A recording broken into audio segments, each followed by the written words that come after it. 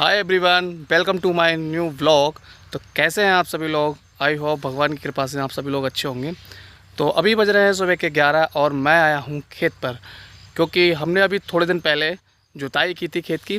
तो उस जुताई के बाद खेत के चारों तरफ जो मेड़े हैं उन पर बहुत ज़्यादा झाड़ी झंकड़ है। तो उनको साफ़ करना ज़रूरी है, क्योंकि अगर उनको साफ़ नहीं करेंगे तो क्या होगा कि खेत अच्छा नहीं लगेगा और जो जगह रह जाएगी वहाँ हम बीज भी नहीं बो सकते। तो मैंने लगभग एक मेड़ साफ़ भी कर ली है, आपको दिखाता हूँ। देख सकते हैं आप, मैंने एक मेड़ साफ़ भी कर ली है और इसी तरीके से बहुत झाड़ी झंकड़ हैं, तो मुझे इसी तरीके से सारी मेड़े साफ़ करनी पड़ेंगी। लेकिन मुझे लग रहा है कि आज तो ये मेड़े सारी साफ़ नहीं हो पाएंगी मुझसे, या 2 दिन लग जाएंगे। दोस्तों, ये खेत हमारा नदी की साइड पड़ता है और नदी की साइड होने की वजह से यहाँ पर जिनके खेत बचे हुए हैं तो वही लोग यहाँ आते हैं। बाकी आप लोग देख सकते हैं इधर चारों तरफ जंगल ही जंगल है, और जिन लोगों के खेत हैं भी तो उन लोगों ने यहाँ पर पेड़ लगा दिए हैं। पेड़ लगाने की वजह से यहाँ जब कोई फसल ही नहीं है तो ये आते ही नहीं है कोई। हमारा यहाँ खेत ये बचा हुआ है, हमने भी उसमें मतलब लकड़ी लगाई थी लेकिन हो नहीं पाई। इस खेत में पहले बहुत अच्छी फसल होती थी और अब आप देख सकते हैं इसमें निकट झाड़ी और घास के अलावा और कुछ नहीं है, क्योंकि नदी में बाढ़ आने की वजह से नदी ने इस खेत में रेता डाल दिया और जो खेत पहले एकसार था वो सब ऊबड़ खाबड़ कर दिया। मतलब कहीं ढाल है तो कहीं ऊंचा है, तो इस वजह से इसमें कोई अगर फसल भी हम बोएंगे तो इसमें पूरी तरीके से पानी भी नहीं लगेगा। इसी कारण मजबूरी में इस खेत मालिक ने इस खेत में क्या लगाया, पेड़ लगा दिए।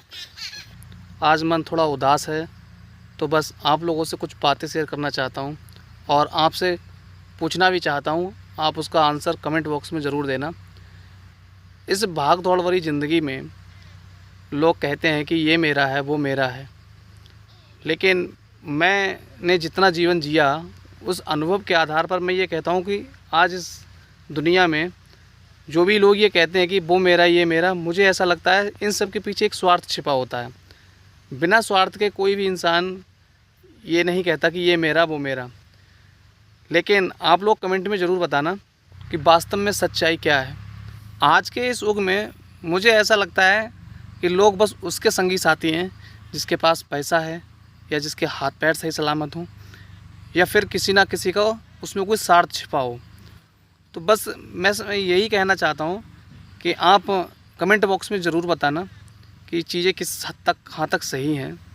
कुछ लोगों का मानना है कि लड़कों की ज़िंदगी जो होती है बहुत आसान होती है, लेकिन मैं अपने अनुभव के आधार पर कहूँ तो मुझे ऐसा लगता है कि एक लड़के की ज़िंदगी आसान नहीं होती।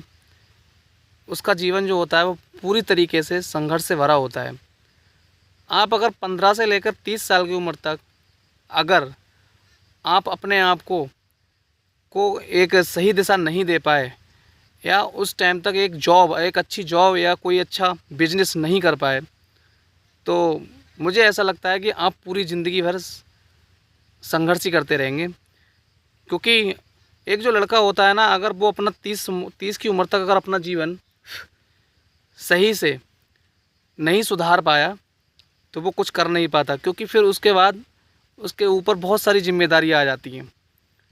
वो उस 15 से लेकर 30 तक वो पढ़ाई तो करता है, लेकिन अगर वो एक अच्छी जॉब हासिल नहीं कर पाते, एक मुकाम पर नहीं पहुंच पाता, तो उसकी ज़िंदगी और भी ज़्यादा बेकार हो जाती है। 25 से 26 की उम्र के बाद होता ये है कि उसके ऊपर घर की जिम्मेदारियां तो होती ही हैं, लेकिन उसके बाद उसकी उम्र भी ढलती जाती है, तो उस पर शादी का भी दबाव होता है। और वो जिस लाइन पर होता है, अगर वो किसी भी चीज़ की तैयारी भी करता होता है, किसी नौकरी के लिए मतलब आगे भी बढ़ता है, और उसमें टाइम लगता है क्योंकि हर चीज़ एक साथ नहीं हो पाती, तो उसमें ये भी डर होता है कि अगर सफल हो गए तब तो ठीक, नहीं हो पाए तो और बेकार। और फिर उसने बचपन से काम किया नहीं होता ज़्यादा, तो ये भी चीज़ें होती हैं कि वो ज़्यादा मेहनत का काम कर भी नहीं पाता। तो कहने का मतलब यही है कि सारी जो जिम्मेदारियां हैं वो उसको ऊपर आ जाती हैं। सब तरीके से उस पर दबाव होता है, शादी का दबाव होता है, घर की जिम्मेदारी का दबाव होता है। फिर एक तो फिर वह बेरोज़गार होता है, उसके पास पैसा कमाने का कोई ज़रिया नहीं होता कि वो पढ़ाई करे कि पैसा कमाए। तो ये चीज़ें जब सारी चीज़ें जब उसके दिमाग पर जब हावी होती हैं, फिर वह डिप्रेशन में चला जाता है, और जो उस मानसिक तनाव से लड़ लेता है वही आगे बढ़ जाता है, और जो इस मानसिक तनाव से लड़ नहीं पाता वो टूटकर बिखर जाता है। कुछ लोग ये भी कहते हैं कि इस दुनिया में माँ बाप के अलावा और कोई नहीं है।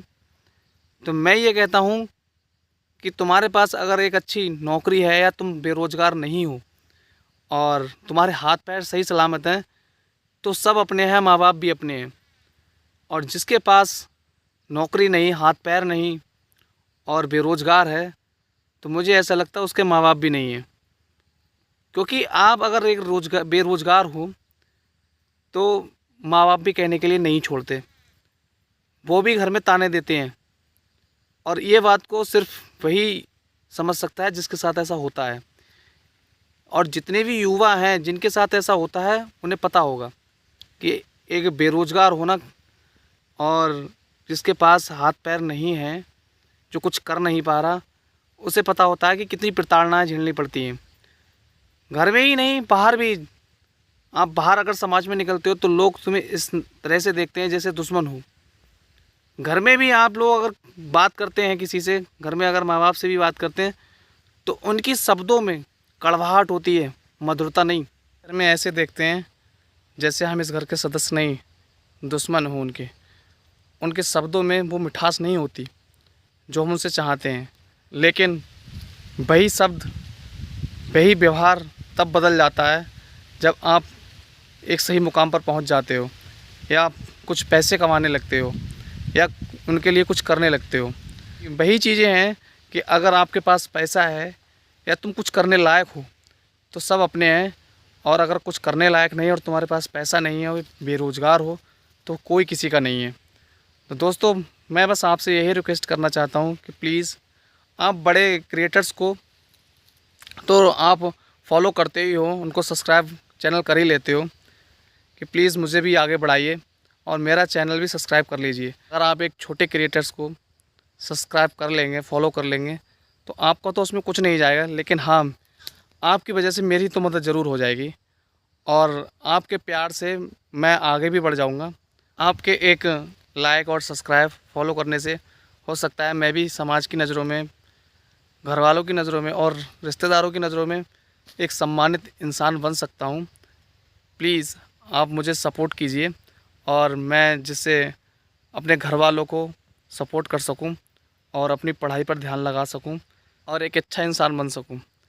जीवन में सपने तो बहुत सारे हैं, लेकिन वही बात है कि और जिम्मेदारियां आने की वजह से सपने सब धरे के धरे रह जाते हैं, कुछ कर नहीं पाते। क्योंकि सपनों को एक साइड करना ही पड़ता है जब जहां अपनों की बात आती है, जिम्मेदारियां आती हैं, बहुत सारी चीज़ें ऐसी होती हैं कि हम अपने सपनों को एक साइड करना ही पड़ता है, और वो सपने सपने ही रह जाते हैं, कभी पूरे नहीं हो पाते। दोस्तों, अब मैं अपनी बात को यहीं समाप्त करता हूँ, क्योंकि मुझे खेत पर आए हुए काफ़ी समय हो गया, लगभग 12:30 बज चुके हैं और घर वाले भी इंतज़ार करते होंगे, क्योंकि मैं सुबह का आया हुआ हूँ और अब तक घर नहीं पहुँचा।